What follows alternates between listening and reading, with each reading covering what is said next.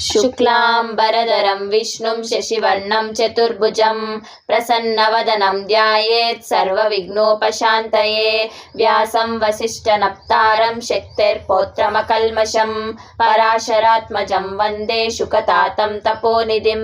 व्यासाय विष्णुरूपाय व्यासरूपाय विष्णवे नमो वै ब्रह्मनिधये वासिष्ठाय नमो नमः। अविकाराय शुद्धाय नित्याय परमात्मने सदैकरूपरूपाय विष्णवे सर्वजिष्णवे यस्य स्मरणमात्रेण जन्म संसारबन्धनात् विमुच्यते। नमस्तस्मै विष्णवे प्रभविष्णवे। ॐ नमो विष्णवे प्रभविष्णवे। श्रीवैशम्पायन उवाच श्रुत्वा धर्मान् शेषेण पावनानि च सर्वशः युधिष्ठिरः शान्तनवं पुनरेवाभ्यभाषत। युधिष्ठिर उवाच किमेकं दैवतं लोके किं वाप्येकं परायणं स्तुवन्तः कं कमर्चन्तः प्राप्नुयुर्मानवाः शुभाम्।